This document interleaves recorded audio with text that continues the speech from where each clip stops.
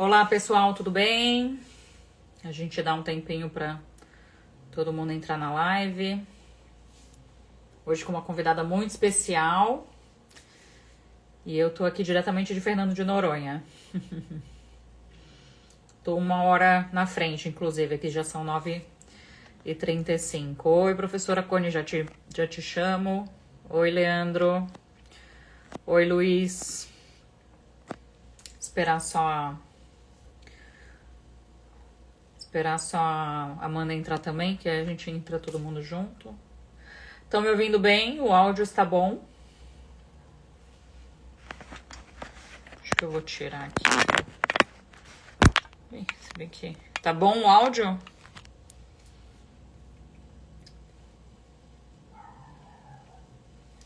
Deu.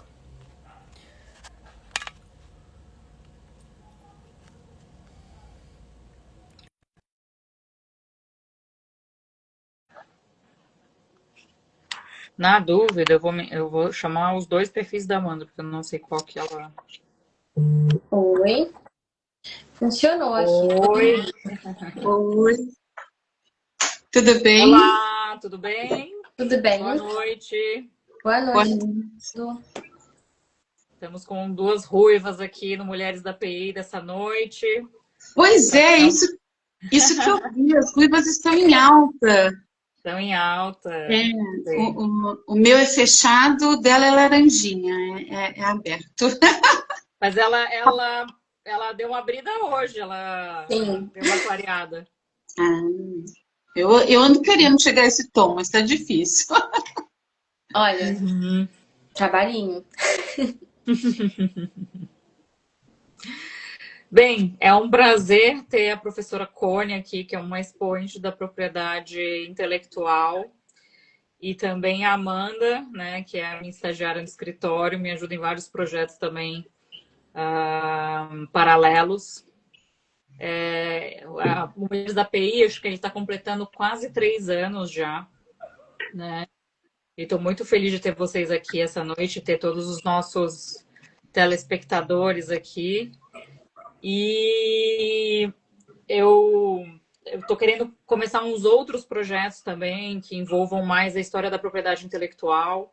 E aí eu vou deixar a Amanda tocando um pouco esse projeto, que é um projeto que eu tenho muito carinho, que aproxima muito, né, nós mulheres, assim, uma área que é tão farta de mulheres, né? Eu acho que é uma área que a gente precisa se conhecer melhor, se aproximar mais para nos fortalecer.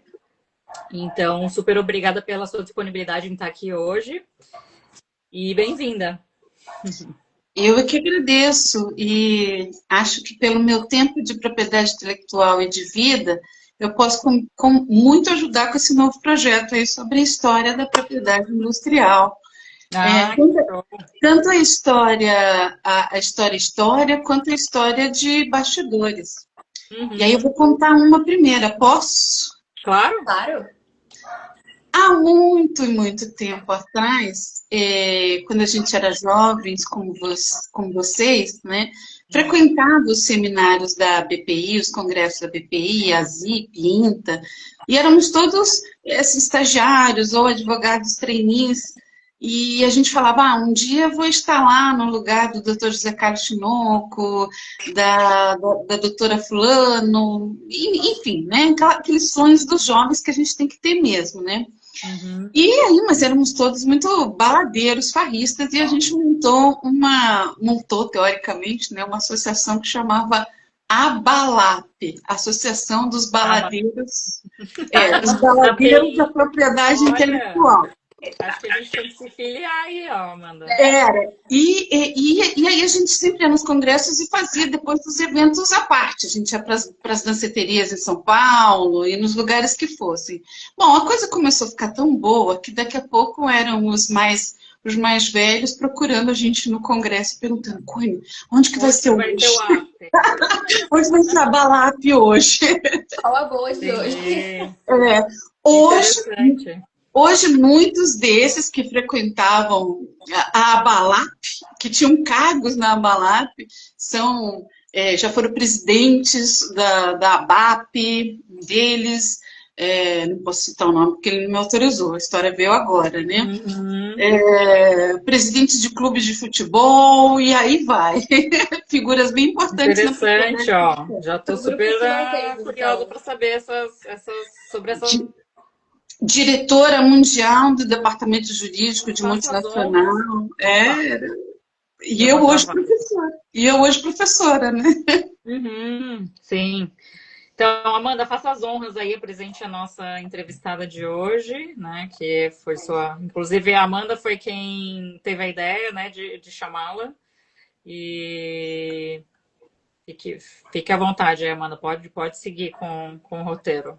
O pessoal da LAP, na verdade, também já entrei em contato com eles, que também fizeram a ponte, né? Que é a liga que a professora também está à frente na FRJ. Então, entrei em contato com o pessoal da LAP, eles também fizeram essa ajuda de fazer uma ponte. Então, também queria deixar aqui agradecimento à LAP.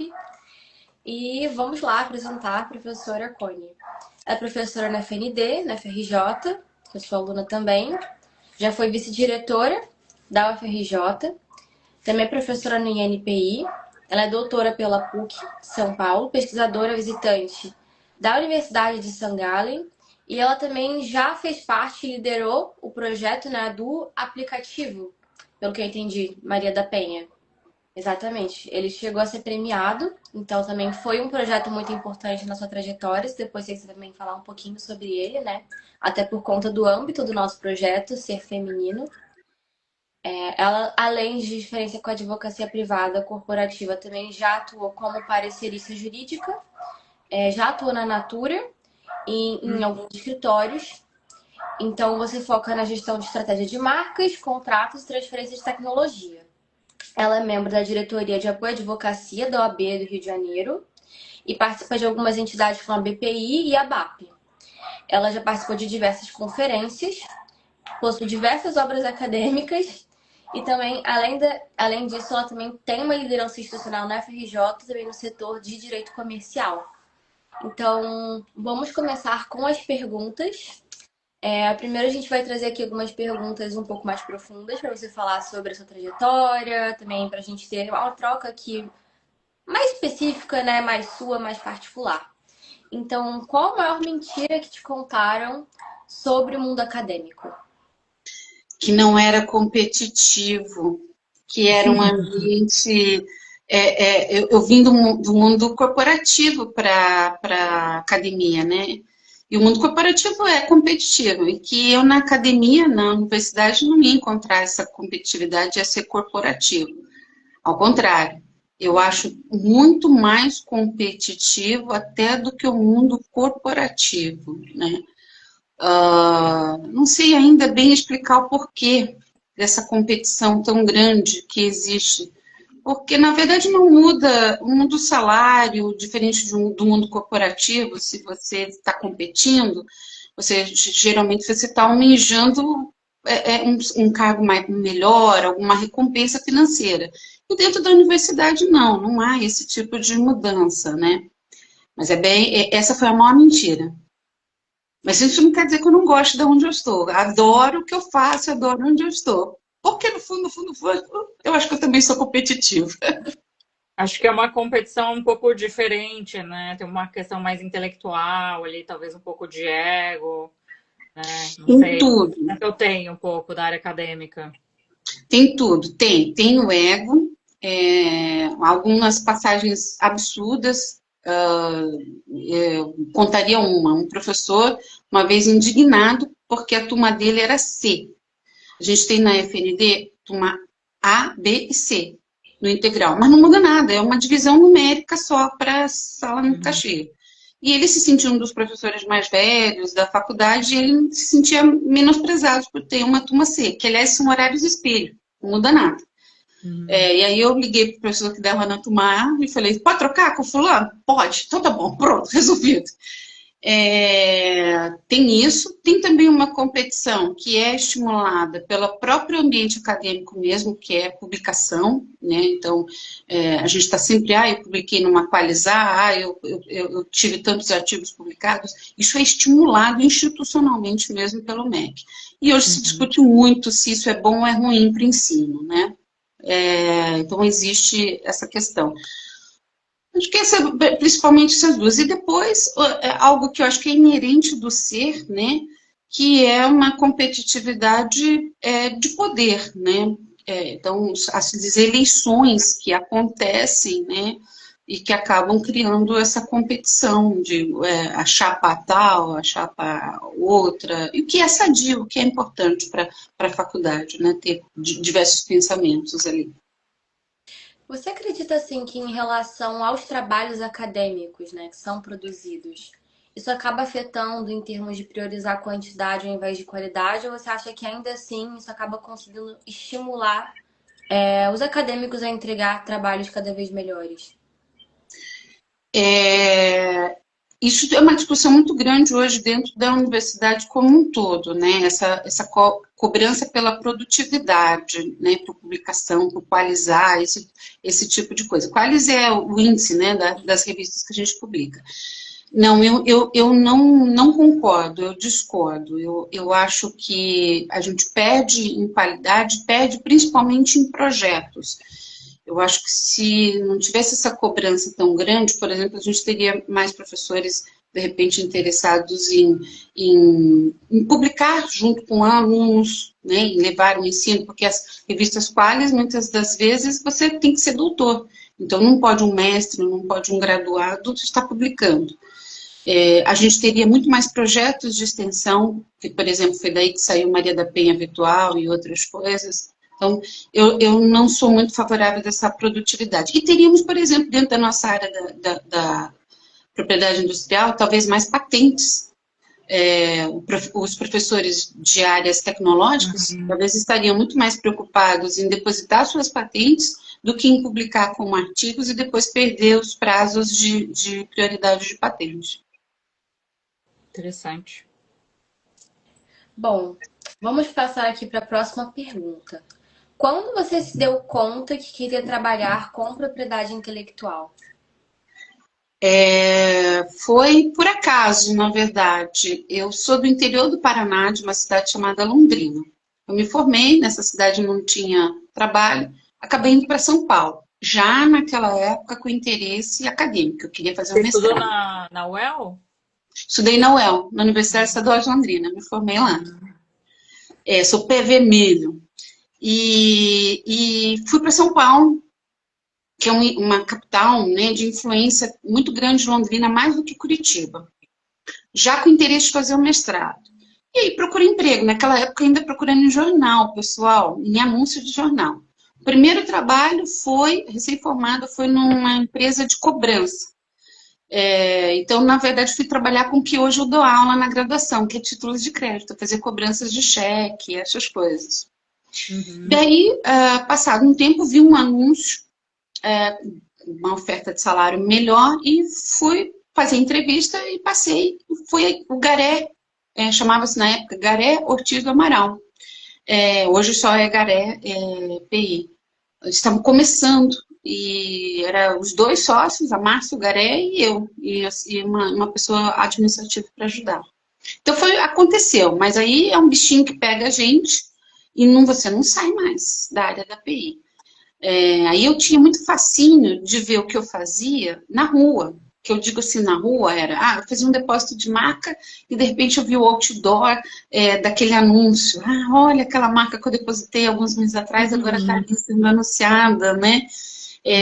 Ou uma discussão de uma publicidade dando problema, daqui a pouco você via publicidade resolvida na TV, ou o maquinário, depois você via falando no jornal que foi algo que revolucionou, que trouxe uma situação melhor para alguém, uma patente. Então, eu fui mordida pelo fascínio que eu acho que era do que eu fazia estar ali na rua em alguns poucos dias. Aquilo foi fascinante. Eu acho muito legal escutar isso, né? Porque eu que acabei de entrar, né? Acabei de pular nesse mundo, eu tive uma situação muito parecida com isso, que a gente tem um cliente de questão de construção, de obras, que a gente tá tocando alguns registros, né? Então, outro dia, aqui pelo Rio, né, andando de carro, eu vi um canteiro de obras com o letreiro deles, assim, com o anúncio deles. Eu fiquei, nossa, é daqui do escritório, que legal.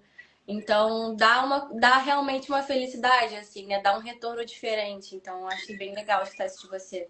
É, eu tenho uma aluna de doutorado que ela fez uma figurinha, depois eu mando para vocês. I see, né, tem aquelas figurinhas, I see dead people, né, do filme, esqueci o nome do filme agora, mas aí ela fez, eu vejo propriedade intelectual em todos os lugares. Depois que você começa a trabalhar com isso, você vai no supermercado, você não vai mais ver uma embalagem normalmente.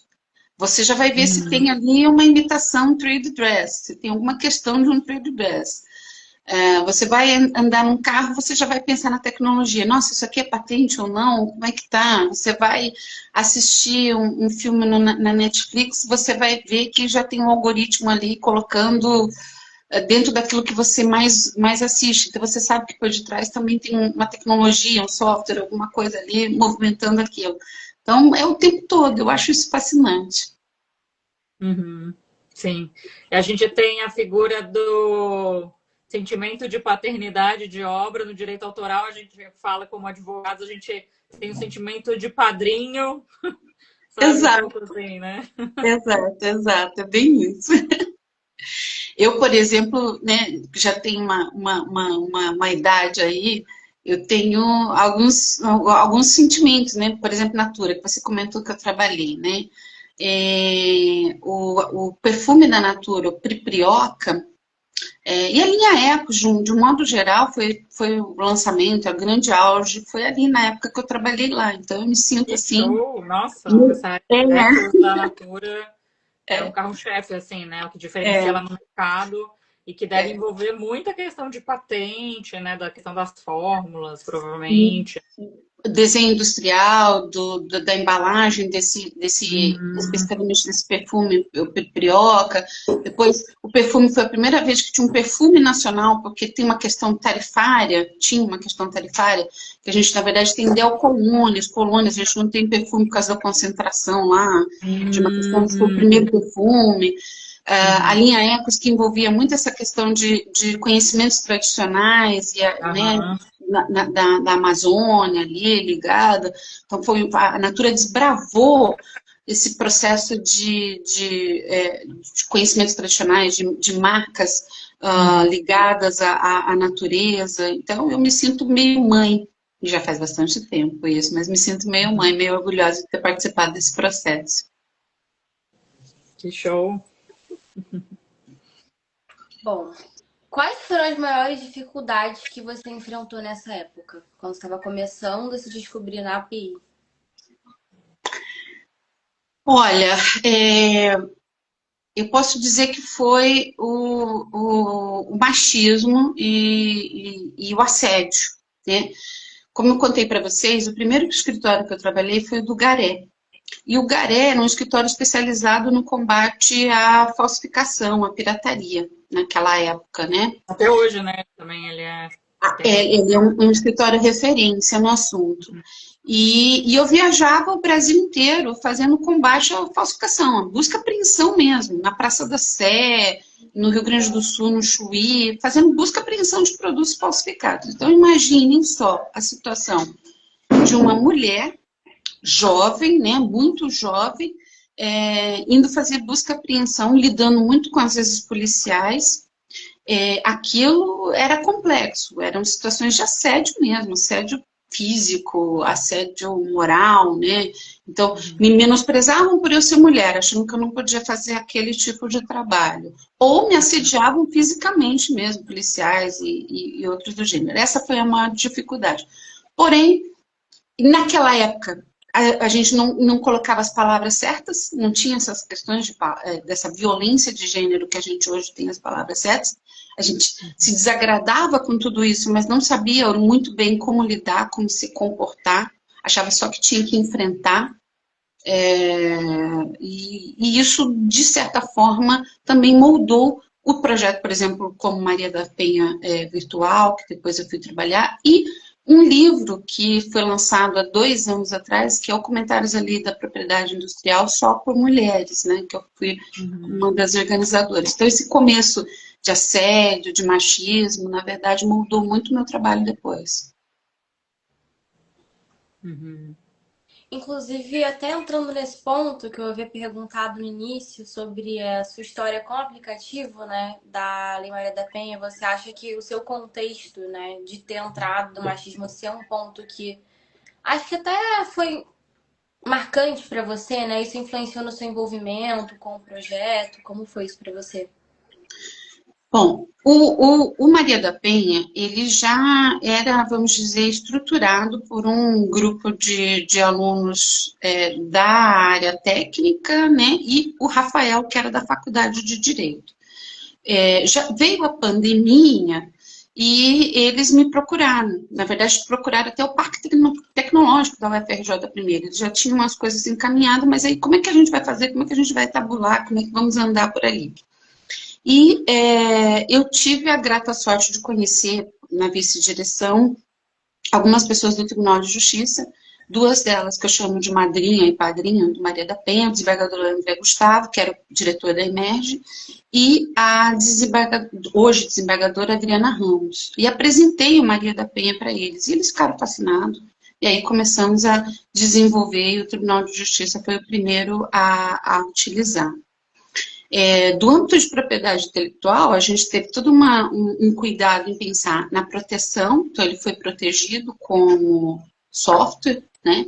Ele tem uma característica, uma identidade visual muito pensado na violência doméstica, então ele vai de vários tons de roxo, inclusive o amarelo, que é o que depois ficam os hematomas, ele foi totalmente pensado a respeito disso. E aí a gente aproveitou ali a legislação que tinha mudado, que protegia o layout do software, o aspecto visual do software, não só o conteúdo técnico. Foi muito prazeroso. E foi muito prazeroso também colocar o nome da Faculdade Nacional de Direito em destaque. Mostrar homens, né? A maioria do grupo que trabalhava no Maria da Penha eram meninos, né? E como é que eles nascem, assim, como projeto? Num grupo chamado, num instituto, não era meu instituto, um grupo chamado CEDTEC, Centro de Direito e Tecnologia, que eu, um professor do processo civil, Carlos Augusto, e mais um professor do NCE, que é o Núcleo de Ciência de Informática da UFRJ, nós já tínhamos criado, estruturados. A gente já vinha a necessidade dessa integração do direito e a tecnologia. Já havia a ideia de que nós íamos ter uma obrigatoriedade de uma disciplina de direito e tecnologia, como a gente tem hoje. A gente já havia a necessidade de começar a trabalhar a questão da LGPD, que ainda não se fazia. Então, eles nasceram ali nessa integração de alunos de direito, criadas por mim e pelo Carlos Augusto, com o pessoal do NCE. Foi assim que surgiu. E foi uma coisa assim maravilhosa. A partir do Maria da Penha é que eu comecei a conhecer mais as questões de direito das mulheres, de gênero. Na verdade, foi muito mais depois que eu comecei a conhecer os direitos das mulheres e ver a importância de difundir, de ver a importância de nos unirmos. Maria da Penha foi um marco para mim nesse sentido. Uhum. E tem quanto tempo já esse app? Ele, na verdade, a gente chama de app, mas ele é um link responsivo, né? Essa é a grande sacada dele, porque a mulher pode ter um celular qualquer e ela não precisa baixar, não precisa ter memória, não precisa ser um celular de qualidade, ela entra, qualquer mulher manda uma para o outro, um homem, e ela entra, só que para ela vai aparecer como se fosse um aplicativo, ele vai se moldar parecendo um aplicativo. Vai fazer a medida protetiva e aquilo vai direto para uma das juízas da violência doméstica, aqui no Rio de Janeiro e na Paraíba. Na Paraíba, eu acho que ele está com 3 anos de uso. E aqui no Rio de Janeiro já está fazendo 5. Foi no comecinho da pandemia. Quando foi a pandemia? 2020. Foi no comecinho da pandemia que ele começou a ser utilizado pelo Tribunal de Justiça daqui do Rio. Ele já estava em estudo, já estava sendo trabalhado desde uns 2 anos antes dele ser implementado. Uhum. Interessante, depois eu vou dar uma olhada. Qualquer um pode, assim, entrar ou quando Dá você um Google. ele já vai ativar alguma coisa dizendo que você está sofrendo violência? Dá um Google, você vai ver Maria da Penha Virtual, aí ele vai te jogar para o link do Tribunal de Justiça do Rio de Janeiro, ou da Paraíba, aqui vai te jogar para o Tribunal de Justiça do Rio de Janeiro, a maioria. E você pode ir navegando. Só no final que você não deu enviar, né? Não deu enviar, porque senão você vai estar enviando uma medida protetiva, né? Um pedido de medida protetiva. Mas tem também a página dos garotos do Direito Ágil, que você pode ir lá conhecer bastante sobre o aplicativo. Depois tem no YouTube também vários vídeos, várias questões, é muito legal. Depois também do Maria da Penha Virtual, envolvendo a propriedade intelectual, surgiu um outro projeto, que foi o Siguala, o Selo da Igualdade de Gênero. Daí foi a professora Sabadell, né, que a Amanda conhece, da UFRJ, mas a professora Soraya, da Unesp, nós nos unimos, mas os alunos ali, que faziam parte do que era a Liga de Direito e Tecnologia, o CIDTEC, daí, na verdade, eles se transformam em Liga de Direito e Tecnologia, e a gente fez um selo da igualdade de gênero, o conhecimento delas sobre essa questão de gênero. E o registro no INPI como marca de certificação. Então, tem uma marca de certificação de igualdade de gênero aí. Depois, por uma série de motivos, eu acabei deixando um pouco o projeto, e ele hoje é muito mais tocado pela professora Sabadell e pela professora Soraya, por uma opção minha, né? Mas, assim, até a parte de termos a marca de certificação, de termos o registro, e termos os parâmetros da certificação, eu participei. Mas hoje são elas que tocam. Uhum. Bom, vamos perguntar aqui também para você, acho que até já entra bastante no que a gente conversou, mas como é que é para você ser uma professora universitária há tanto tempo, né? Mais de 10 anos, e o que mudou, principalmente, ao longo desse tempo? Porque o ambiente acadêmico é mutável, né? A gente tem constante evolução, constante aprendizado dos alunos, do corpo docente, uma interação que vai evoluindo ao longo do tempo. Então, como isso mudou para você? Eu vou entregar a minha idade. É bem mais do que 10 anos. Eu já sou professora há 25, quase 20 anos. Eu dei aula, a primeira faculdade que eu dei aula chamava IPH, IPH.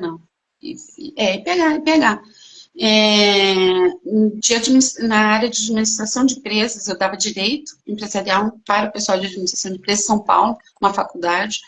Depois eu dei aula em Curitiba, na PUC do Paraná e numa outra faculdade chamada Unibrasil, e depois passei no concurso aqui na UFRJ. E aí me mudei. Aqui estou há 15 anos na UFRJ. 15 anos na UFRJ. Você me perguntou o que mudou? Muita coisa.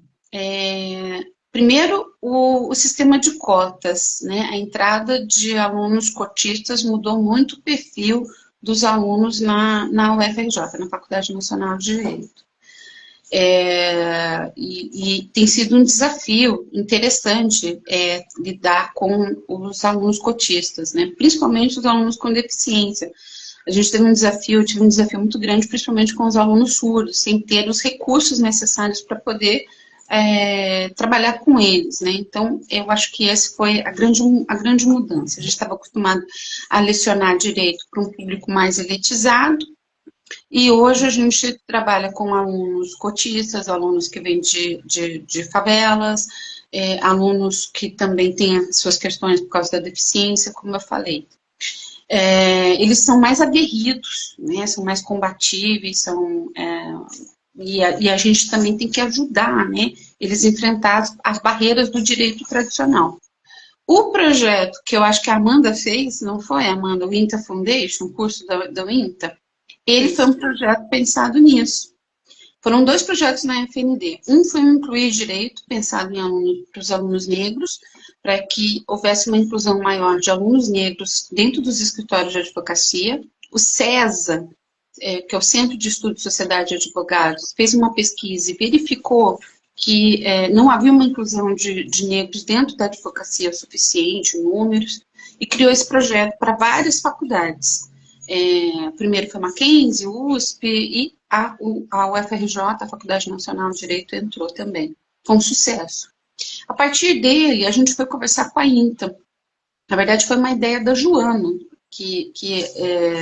a Joana, que era a delegada da INTA no Brasil, nos procurou. Eu estava terminando a gestão como vice-diretora, entreguei, então, nas mãos do professor João Marcelo Safin, do professor Xavier e da aluna Luciana Silveira, que hoje toca o INTA Foundation, que também visa, daí, incluir os alunos no universo da propriedade intelectual. Então, tem os cursos e tem todo um processo de aproximação dos alunos com os escritórios. Aí a Amanda depois conta melhor.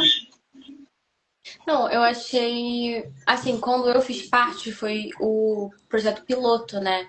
Então ainda tava naquela questão, vai continuar, não vai continuar, vamos ver como é que vai ser. Eu fiquei muito feliz de quando começaram os alunos a pipocar no LinkedIn que tinha uma segunda turma, que tinham sido aprovados, então foi bem legal ver isso, porque o projeto foi muito bem elaborado. A Joana, ela é super proativa também, então eu passei a trabalhar no Montauri depois do projeto, então também cheguei a estar com ela no ambiente de trabalho, ela é uma pessoa super proativa, ela estava sempre nas reuniões. A professora Safin também, que eu tive mais contato, cheguei a ter aula com ele. Ela chegou a chamar quem estava no projeto da INTA para fazer parte do grupo de pesquisa dele, então também já foi uma porta que foi aberta para os alunos diretamente pelo professor, então foi bem legal a troca em PI que o projeto proporcionou. Foi realmente diferente. Eu acho que da tua turma teve alguns que chegaram a ir para a INTA, né, naquele ano. Os 2 alunos que foram, né, teve da tua turma. Tem sido muito legal, Para a faculdade, para os alunos, eu acho que tem sido um projeto bacana. Eu acho que está na terceira turma já. Acho que terceira turma já. Esse ano a Luciana comentou. Tem muita burocracia da universidade, a gente tem algumas dificuldades, demora às vezes as coisas para acontecerem. Mas quando a gente vê esses resultados como pessoas como você, é maravilhoso. Eu acho muito legal. Eu acho muito legal também a FND tá muito à frente disso.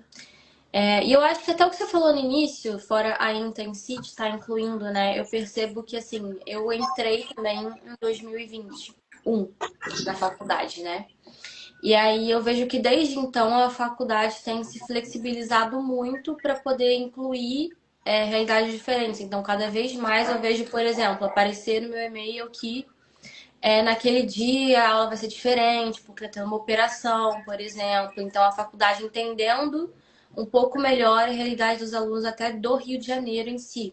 Então, eu vejo que isso mudou bastante ao longo do tempo que eu estive na FND.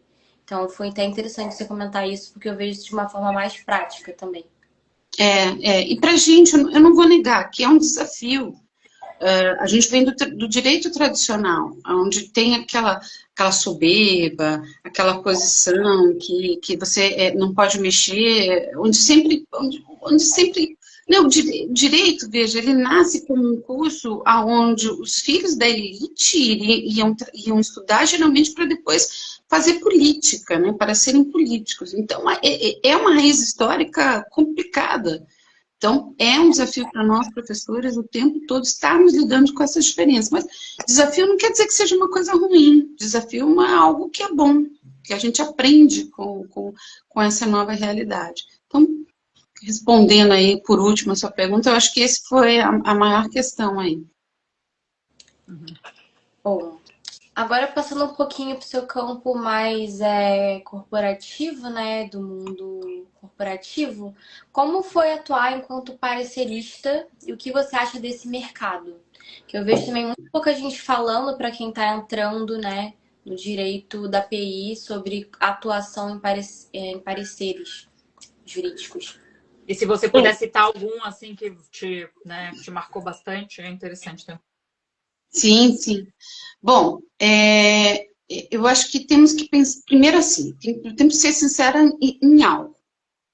Ele não é um mercado para quem está entrante. Então, se você está recém-formado, se você está começando, para você ser um parecerista, ou seja, para você dar uma opinião sobre um determinado assunto, você precisa ter um conhecimento, um grau de conhecimento muito profundo sobre aquele assunto, né?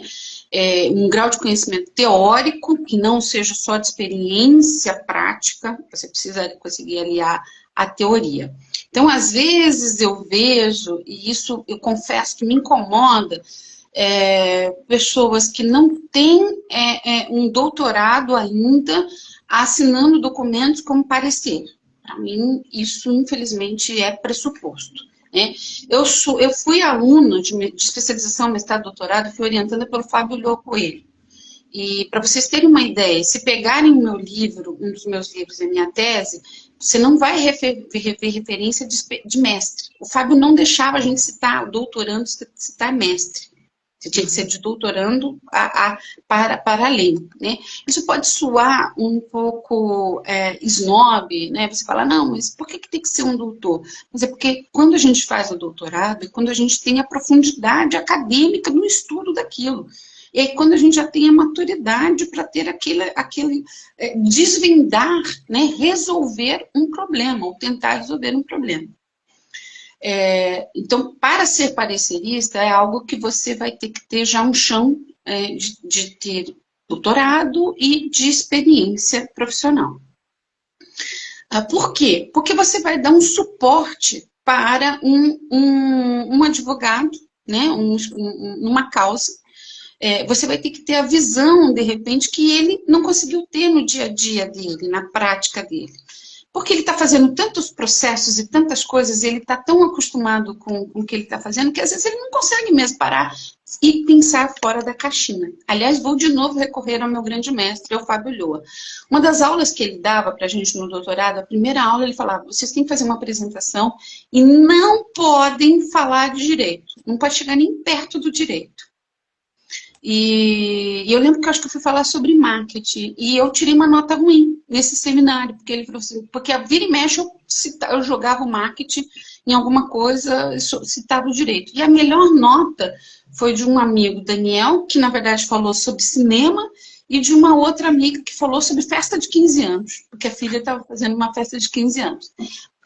Se você olhava aquilo, antes dele explicar o porquê que ele fez aquilo, você falava, ai, que coisa mais tola. Depois que todo mundo fez as apresentações e que ele deu as notas, ele explicou, vocês têm que pensar fora da caixinha, vocês têm que sair do direito. Então, vocês têm que começar a ler, teoria do direito, vocês têm que começar a ler filosofia, vocês têm que começar a sair, pensar, vocês têm que começar a ver neurociência, vocês têm que começar a ver outras áreas, vocês têm que sair da caixinha, pensar diferente. Era essa a provocação que ele queria. E é esse o papel do parecerista, ele tem que tentar auxiliar o advogado que o está contratando, pensando fora da caixinha, trazendo uma solução que ele não tinha pensado para aquilo. E aí eu já trabalhava com pareceres desde que eu terminei meu doutorado, né? Era consultada para fazer alguns pareceres, e aí veio fora da caixinha, que foi unir, na verdade, pesquisas de mercado. Eu estava grávida e isso eu devo ao meu ex-marido, que era da área do marketing, e ele me ajudando a fazer uma coisa, porque eu já estava grávida, no final da gravidez não estava aguentando, e ele virou para mim e falou assim, mas vocês no direito, vocês só fazem isso, falam que está certo, que está errado, só com a retórica? Eu falei, só se baseando em outros autores? Ele falou, Cone, mas você é da universidade, você trabalha com empirismo, você trabalha com pesquisas qualitativas, quantitativas, você sabe como que daria para aplicar. E aí veio a ideia de trabalhar com pesquisas, né? Pesquisas de mercado qualitativas e quantitativas, para basear, para sustentar aquilo que eu trazia como ideia. Então, olha, como que a gente chega, qual é a teoria que discute o secondary meaning? A gente tem o caso Seabrook e tem o Paladino, que dá um passo a passo ali de como que deve ser feito aquilo. Mas é um passo a passo teórico. Como é que eu vou provar essa teoria dele? Vou provar isso através de uma pesquisa de mercado. E aí veio o famoso, que eu acho que se tornou um leading case, o potinho da Vigor. né? A Flávia Mansur me procurou, foi um desafio, foi muito legal, e ao mesmo tempo ela foi muito parceira neste caso, né? Para vermos a questão da distintividade do Porto Vigor. Primeiro, e que ela estava certa, foi provado, que o Porto Vigor tinha distintividade como marca tridimensional desde o seu depósito, mas que o tempo de demora do INPI, né, de analisar, fez com que houvesse uma diluição, com que seus competidores começassem a usar aquele potinho achatado para iogurte grego. Segundo, que mesmo com aquilo, teria um reconhecimento por parte do consumidor, né, um segundo significado para aquele potinho. Esse segundo significado é potinho de vigor grego. E aí nós fizemos, aplicamos o Paladino, aplicamos o Cibroc e chegamos ao resultado. E foi um paradigma, porque até então o judiciário vinha, na verdade, seguindo aquela orientação mais radical do INPI. O INPI é extremamente radical na concessão das marcas tridimensionais. A professora Maite Moro, a questão de uns 2 ou 3 anos atrás, publicou um artigo na revista da BPI, onde mostra que apenas 10 a 12% dos pedidos totais de marcas tridimensionais no INPI eram concedidos, só de 10 a 12%, mais ou menos esse número. Uhum. Se eu estiver falando alguma coisa errada, está lá na revista para confirmar, mas foi mais ou menos isso. E, a partir disso, o judiciário seguia, né? Vamos seguir, o INPI está falando que não pode, seguir o parecer do INPI. A partir do Porto Vigor, a coisa mudou. E hoje a gente vê o judiciário contradizendo as decisões do INPI e concedendo várias marcas tridimensionais. Uhum. Depois, o caso que é o meu amor, e o pessoal que sabe disso, porque eu tenho até um quadro pintado por causa disso. Eu não tenho um sapato, mas eu tenho um quadro pintado por causa dele. Se desse, eu mostraria para vocês, que é o caso Lobotan. Porque o Lobotan, ele foi o meu caso empírico para estudo sobre inovação. Minha proposta de tese de doutorado, foi por isso que foi parar na Suíça, foi estudar inovação, os aspectos da inovação dentro da marca. A gente consegue imaginar inovação muito facilmente em patentes, em desenhos industriais, mas inovação em marca, como é que a gente fala inovação em marca, né? E aquilo para mim era um desafio. E aí fui para a Suíça para estudar análise econômica do direito para poder ver os aspectos da inovação dentro da marca. Fui estudar com o meu orientador, co-orientador lá, o Peter Sester, que é um doutor em economia, direito e administração. Só que o meu segundo filho, que é esse que vocês escutaram aqui, fazendo barulho na live, vocês me desculpem aqui com os amigos, resolveu aparecer, né? Eu fui lá para estudar e engravidei. E aí eu tive que voltar um pouco mais cedo do que eu pretendia.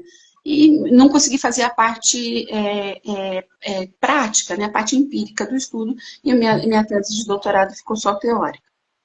Mas o case era o Lobotan, era discutir o Lobotan, que já tinha várias decisões polêmicas na Europa, tinha caso, como é que chama?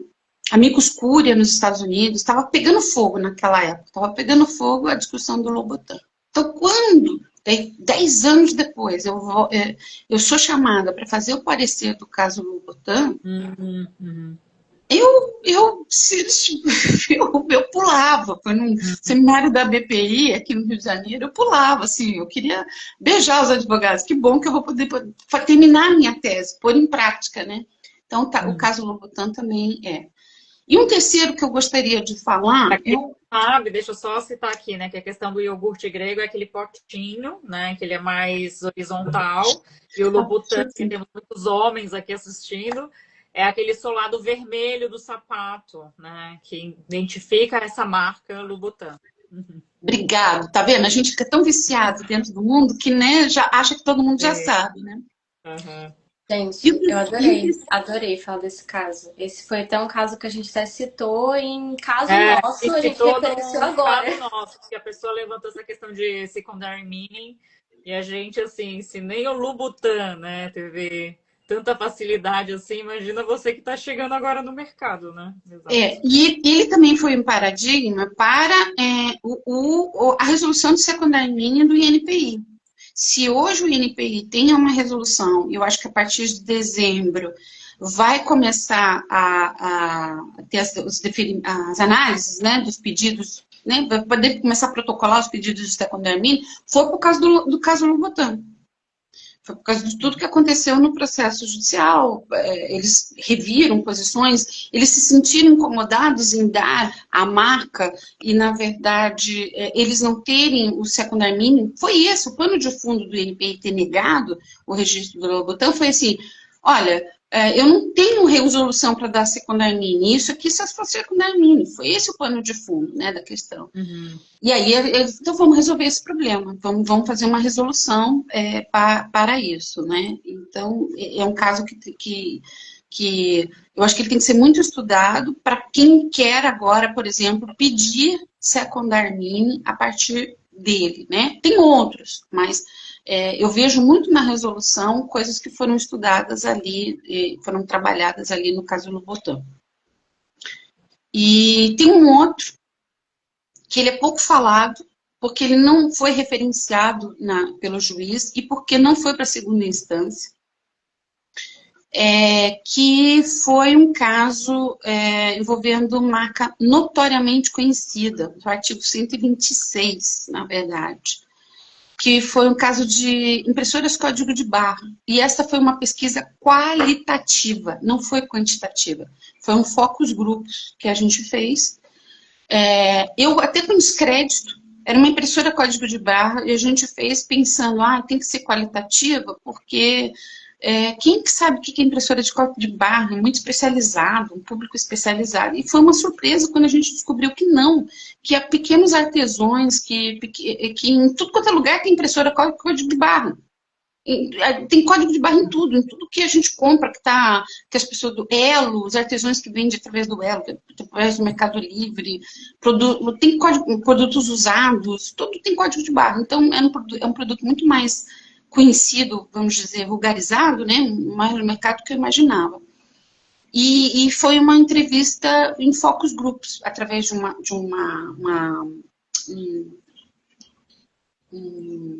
parece aqueles negócios de filme policial que a pessoa não vê, o espelho que não vê quem está atrás. E emergiu ali, nessa entrevista qualitativa, né, que foi feita, emergiu que realmente a marca, que chamava-se Argox, para impressora código de barra, já era conhecida há muito tempo atrás, muito antes do pedido de registro do que o brasileiro tinha feito, e era conhecido por sua origem, a sua origem asiática, acho que taiwanesa, se não me engano, entendeu? Isso emergiu nas entrevistas, é um caso que eu gosto bastante também. Nossa, depois... É tão complexo que a gente precisaria até uma live só para falar sobre esse caso, né? Uhum. Nossa, é muito legal. E tem um filminho, foi feito um filmezinho pequeno para o juiz, assim. Depois tem outros que eu gosto. Agora, recentemente, eu fiz um parecer, esse eu não vou poder ainda citar a marca e nada, mas que discute a questão do direito de precedência. Essa abertura que uma decisão da ministra Nancy deu, de que o direito de precedência pode ser alegado a qualquer tempo, né? O artigo 128, parágrafo 1º, confronta, na verdade, com uma outra decisão que a ministra Nancy deu, sobre a restritividade do nome comercial, que o nome comercial, a proteção é restrita ao Estado. Então, o parecer que eu fiz foi no sentido de que o nome comercial não pode ser usado para alegar um direito de precedência. Uhum. Mas são, na verdade, duas decisões da própria ministra, da terceira turma, da própria ministra Nancy, que elas divergem, elas se batem. E aí foi toda uma construção teórica para falar: o nome comercial não pode ser alegado como direito de precedência. Primeiro, a função dele é outra. Ele não é marca. O nome comercial não é marca. Então, eu não posso usar para alegar que eu tenho precedência de uso de marca. Nome comercial é uma coisa, marca é outra. Né? Segundo, essa decisão limitativa, que deixa claro que é o Código Civil, que vai com base no Código Civil, que diz a proteção do nome comercial, ela está restrita, ela é anterior a outra que dá o direito do nome de precedência ser a qualquer tempo. E depois tem um terceiro que eu não posso falar ainda, que é o pulo do gato, porque o processo, esse parecer acabou de ser protocolado. Esse é absolutamente teórico, é um processo absolutamente teórico que utiliza teoria do direito. Teve um outro também muito legal, agora também que a gente usa a teoria do direito, que foi sobre a teoria da distância. A teoria da distância, se vocês pegarem o livro das mulheres, Comentários à Lei da Propriedade Industrial por Mulheres, ela, na verdade, foi criada uma grande confusão no Brasil. E eu sou parte dela, tá? Que é a história do APUD, que é você citar de uma fonte que não é a fonte original. Então, um foi citando o outro, eu fui uma dessas, sem ver a fonte original, e cometemos erros. Cometemos erros, vários autores da propriedade industrial famosos, tá? De volta a dizer, eu também. E a professora Lisiane, que escreveu um artigo no Livro das Mulheres, no artigo dela lá, ela mostra claramente o erro que todos os autores cometeram sobre a teoria da distância. Primeiro, a interpretação que foi dada no Brasil, que era completamente diversa do que vinha lá de fora. Segundo, a importância que teria a teoria da distância, que ela não teria uma importância, que era um mero artigo sem ser doutrinário, sem nada. O referencial bibliográfico que vinha a partir dele. O referencial bibliográfico, desculpa, meu filho aqui atrapalhando, gente, desculpa. O referencial bibliográfico que estava errado, a fonte, a gente citava o nome errado. Só que, quando a Lisiane descobre isso, o STJ já está citando a teoria da distância, o próprio STF já tem uma certa relação lá no caso Gradiente, já está os tribunais usando a teoria da distância. Só que teoria da distância? Não aquela originária, uma teoria da distância que nós criamos. Uma teoria da distância brasileira, usando o referencial errado, a fonte errada, mas nós traçamos uma teoria da distância para dizer que quando uma marca ela é fraca, o consumidor, ou quando um trade dress já tem um padrão de mercado, né, uma cor de um trade dress, o consumidor é capaz de distinguir aquela diante dos demais. É mais ou menos isso, em resumo, tá? Então, esses foram os casos. Desculpa aí a intromissão, desculpa ter me alongado, mas essas são minhas paixões. Não, claro, não, super interessantes. É como eu falei, né? Às vezes são casos tão complexos que a gente precisa até, acho que fazer uma live só para falar sobre eles, mas muito legal e realmente é uma posição da gente pensar a propriedade intelectual fora da caixa e ver novas formas de proteção, tanto das pessoas que inovam, né, dos empresários, enfim, das pessoas que produzem a propriedade intelectual e também dos consumidores, né, que existem uma série de direitos aí que estão envolvidos com relação à produção da API. Muito legal. Vai lá, Amanda, próxima. Quer dizer que realmente até escutando sobre os casos que te marcaram, né, a gente acaba conhecendo um pouco mais sobre você, então nunca é puramente técnico. Sim. Mas bom, fechando um pouquinho a parte profissional, a gente vai perguntar um pouquinho sobre você, né? Então, para fechar as perguntas um pouco mais longas, com algo mais assim, a gente queria saber qual conselho você daria para você mesma se você encontrasse você do passado?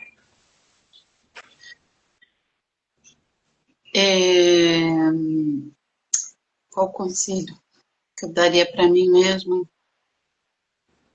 Faça tudo de novo. A mesma coisa. É isso. Eu diria para mim, faça tudo de novo, a mesma coisa. Mas se eu pensasse talvez num arrependimento, teria sido não ter estudado mais, ter dado mais valor para essas matérias, né, como a teoria do direito, a filosofia do direito, a economia, que geralmente no começo do curso da Faculdade de Direito, a gente não dá muito bola para elas, né? Mas que depois, lá nessa outra fase, que é do parecer, que pode ser um final de carreira para o profissional, né? Ou um meio de carreira, depende de quando fez o doutorado, né? Vai fazer falta. Sim, porque te ensinam a pensar o direito, né? Exato. Exatamente.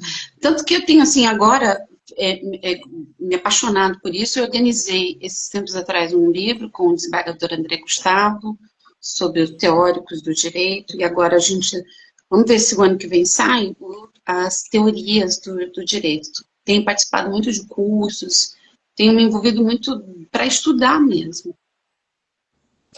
Eu acho isso interessante também porque a gente que está integrado com a API, né? Eu acho que todo mundo em algum ponto tem um interesse em alguma outra área também, porque a API fala sobre criação, a API fala sobre artes, a API fala sobre tecnologia, sobre inovação.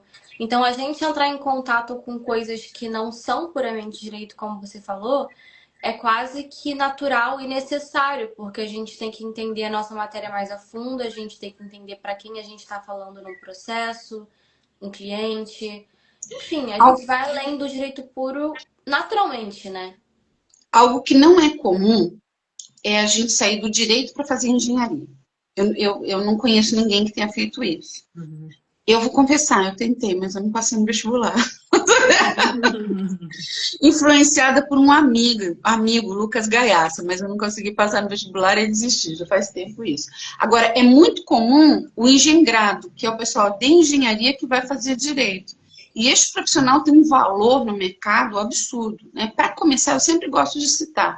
Por exemplo, o Canadá dá uma permissão de moradia, um green card, para um engendrado, você mostrar que você é um engenheiro de propriedade intelectual ou que você tem formação de engenharia e direito, ele já te dá um green card canadense lá, para vocês terem uma ideia. Então, eu acho que pensar, quem gosta de TI, pensar em fazer engenharia, pensar em fazer desenho industrial, pensar em fazer marketing, né, pensar nessa multidisciplinariedade, eu acho que esse seria o conselho. Talvez, Amanda, você me deu o conselho que eu não consegui pensar. O que eu faria hoje era isso, ter estudado uma dessas áreas lá. Uhum. É sempre uma troca, né? Quando a gente conversa assim. Bom, pra gente fechar um pouquinho, a gente traz algumas perguntas bate-bola nesse quadro, no Mulheres na PI. Então, vamos lá, né? Até é um bom gancho para o que a gente acabou de conversar. Um livro que todo mundo deveria ler e que não precisa ser da área. Um livro que não é da área, né? Que todo mundo... Pode ser ou não, o que você achar que vem do seu coração pra gente. Eu li agora recentemente, fiquei apaixonada pelo Rui Castro,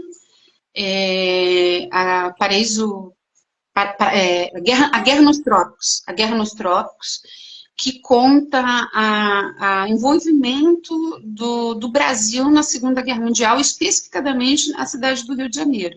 E, por exemplo, eu descobri que várias garagens que hoje a gente tem em prédios em Copacabana, na verdade, eram bunkers. O túnel de Botafogo, na verdade, era um bunker. Então, quanto, na verdade, o Rio de Janeiro se preparou para a guerra, quanto ele vivenciou esse clima de guerra, de Segunda Guerra Mundial, que a gente acha que não. Então, eu recomendaria esse livro. Acabei de ler, fiquei apaixonada. E, mais pensando um pouquinho em propriedade intelectual, o Schumpeter. Eu acho que tem que ler o Schumpeter para entender um pouco esse mecanismo todo de inovação e propriedade intelectual. Uhum. Bom, uma frase que define a sua vida profissional ou pessoal até o momento. A frase é trabalho, perseverança. Muito trabalho, muita perseverança. Bom, para fechar, a nossa última pergunta bate-bola, uma mulher que te inspira. Essa é a mais fácil. Elizabeth Pequet. Toda vez que eu encontro ela, eu digo, eu queria ser você quando eu crescesse. E A gente tem jeitos de ser muito diferentes. Eu acho a doutora Elizabeth de uma elegância, além do conhecimento dela, e de um carisma. Não, ela é tudo que eu queria ser quando eu crescesse, mas eu não consegui, porque eu sou pisciana, e aí o pisciano ele é atrapalhado, ele esquece das coisas, ele se perde, ele vai falar abobrinha, coisa errada na hora que devia, mas ela é tudo que eu queria ser, é a doutora Elizabeth Pequetti. Para quem não sabe, a doutora Elizabeth Fequete Casnar, né? Ela já foi uma das entrevistadas aqui no Mulheres da PI. É um episódio muito legal, super recomendo, porque ela tem uma história de vida, assim, que vai muito além dessa questão do carisma, né? Uma história de vida, assim, bem, bem diferente. E também é uma mulher que me inspira muito, assim. E ela desbravou a propriedade intelectual, né? Ela foi uma das pioneiras, né? Trabalhando, uma das pioneiras a também juntar a academia, né? O livro dela é uma referência. E ser sócia, líder, ser presidente da BPI, ela desbravou os caminhos para todas nós, entendeu? Então, para mim, dentro da PI, não só dentro da PI, em tudo, ela é uma referência. E mãe, e tudo, né? Eu acho que ela é uma referência em tudo. Linda, né? Linda, prática, legal, aquela assim, né? Qual que é o defeito? Né? Você fica assim, não tem nem... Não tem. Zero defeitos, né? Então, eu achei interessante que eu cheguei a trabalhar recentemente no Casnar, que quando alguém falava a doutora, não precisava completar, já sabia quem era a doutora em questão. Então, assim, vocês falam dela assim, mas não é só fora, é dentro também, é algo generalizado. Me marcou bastante, né? Porque é algo que era do dia a dia, não precisava completar o título. Ela é uma pessoa que eu acho que todas nós que, né, nessa série, todas nós que trabalhamos em PI, a gente deve muito a ela que ela desbravou. Show, que bacana. Mais alguma coisa, meninas? Eu que quero aqui agradecer muito vocês. Se a nossa plateia não tiver nenhuma pergunta, fiquem à vontade. E são os últimos minutinhos aqui da nossa live.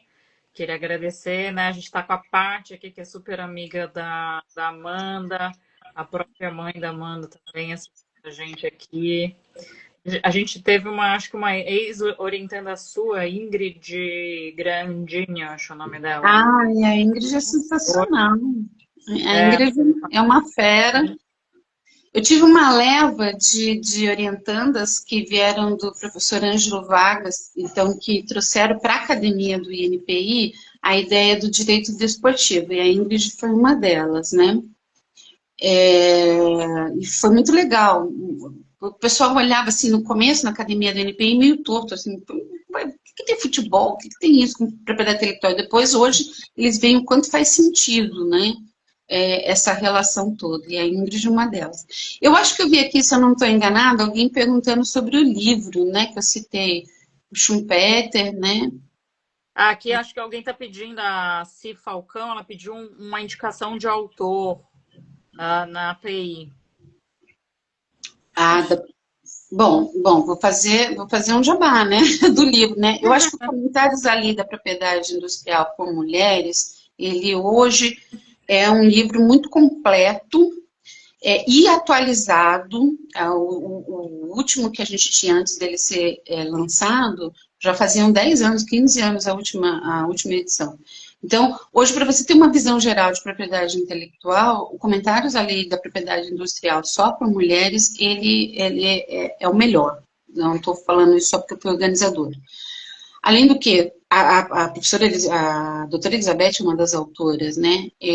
As autoras tiveram muito empenho, muito carinho ali no escrever, uma qualidade fora do comum, né? Tanto que ganhar dinheiro, né, com direitos autorais, com royalties no Brasil, já ninguém mais ganha. E eu, como organizadora, ganhei um dinheirinho, tenho que dizer para vocês, de tanto que foi a venda, e se vendeu pela qualidade, né? Agora, recentemente também, a gente acabou de publicar, organizar um outro, eu e a minha parceira de livros, que é a Neide Bueno, um sobre direitos autorais em perspectiva. Aí já não teve mais só essa perspectiva de gênero, mas já numa perspectiva de futurista, né? Do que a gente vive hoje, né? De tecnologia, de inteligência artificial, e numa perspectiva dos autores pensar no futuro. A gente acabou de lançar, faz menos de um mês aí que teve o lançamento em São Paulo, 2 semanas, 2 ou 3 semanas, e aqui no Rio de Sim. Janeiro. Então, desculpa aí, acho que eu vou fazer esse jabá. Não, super, super tranquilo. Bem, queria super agradecer a disponibilidade de vocês duas, né? Estou bem, bem orgulhosa desse projeto, principalmente com a Amanda agora que está encabeçando. E fica à vontade para dar suas considerações finais. Vocês duas, né? Eu também queria agradecer muito por estar participando. Eu sei que você também é muito envolvida em vários projetos, então você estar aqui é algo muito legal, estar compartilhando com todo mundo a sua trajetória. Você com certeza é uma referência para nós meninas da propriedade intelectual, porque eu vejo a API crescendo na FLD, entre os colegas, entre as pessoas que eu fui conhecendo. Não sei se é porque eu estou nela, então eu acabo, por tabela, conhecendo outras pessoas, mas eu vejo cada vez mais pessoas, no mínimo, inteiradas no assunto, que até pouquíssimo tempo, até mesmo no meu período de faculdade, eu via muito menos. Eu achava muito menos debatido. Então, você com certeza contribuiu para esse espaço, para o que ele é hoje na FND, e eu acho que a gente. Eu vejo um pioneirismo da FND nessa questão, ajudando a crescer, né? A API no meio acadêmico, para os alunos que estão entrando, para quem não está vendo a API só de fora, né? Porque muita gente só chegou na API porque foi estudar sozinho. E hoje eu acho que isso está entrando na faculdade, você consegue se formar um graduando sabendo no mínimo que é PI. Então, acredito que você contribuiu muito para esse espaço acadêmico. Então, queria agradecer por estar aqui dividindo a sua trajetória conosco hoje. Se bem falar que a Amanda me emocionou, né? Bastante, me emocionou. Porque eu fui fazer direito porque meu pai me deu 3 opções: medicina, engenharia e direito. Naquela época era assim. O que eu sempre quis ser mesmo era professora. Eu queria ter feito história. Então, o professor é isso. Inclusive, é um dos pilares que é mais recente, que é a extensão, que é o que eu me identifico mais de fazer, que, por exemplo, pesquisa, que é levar o conhecimento, né? Levar o conhecimento para a sociedade, trazer a sociedade para dentro da universidade. Esses são os pilares da extensão. Então, ver a Amanda falando isso, que ampliou o conhecimento da propriedade intelectual, me emocionou muito. Saber que eu tenho contribuído para isso, porque é o que eu quero, é o que eu quis sempre. Era conhecimento de uma forma geral. A PI, depois ela caiu na vida, né? Na minha vida, e gosto muito, né? Então, levar o conhecimento, levar os alunos a ter paixão por alguma área do direito. E eu ainda tenho um desafio, né? Na FND. A gente precisa, é um absurdo que a propriedade intelectual não seja uma disciplina obrigatória na Faculdade Nacional de Direito, né? A gente tem 4 professores envolvidos com propriedade intelectual. O João Marcelo Assafin, o Enzo Baiocchi, a Verônica e eu. A gente não ter uma disciplina obrigatória de propriedade intelectual é um absurdo. É um absurdo. A gente precisa conseguir mudar isso. É uma luta que a gente tenta, mas é muito complicado algumas burocracias, né? E realmente, espero poder contribuir mais. Quem sabe ter aí as Amandas como a Ingrid, fazer o mestrado lá com a gente na academia. Hoje eu fiquei sabendo de uma ex-aluna, Bruna, que passou na academia do INPI também. Fico muito feliz mesmo. Obrigada, gente. Obrigada mesmo. Vocês realmente me emocionaram. Obrigada, né, pela sua contribuição para a propriedade intelectual e também para tantas mulheres que se inspiram em você. Obrigado mesmo. Eu sou pisciana, eu já avisei, né? Pisciana é choro, é isso. Tudo é uma Maria mole. É isso, fica super à vontade. Então tá, pessoal, super obrigada aqui a todo mundo que acompanhou, vocês duas. E até o próximo episódio. Ah, lembrando que esse episódio ele fica disponível, bem, como a Amanda não conseguiu fazer, ele vai ficar disponível no meu perfil. E também a gente tem um canal do projeto no YouTube e também no Spotify como podcast. Tá Obrigada, bom? gente. Então tá, um beijo. Boa noite para todo mundo. Beijo. Mais. Boa noite, gente. Tchau, tchau. Tchau, tchau.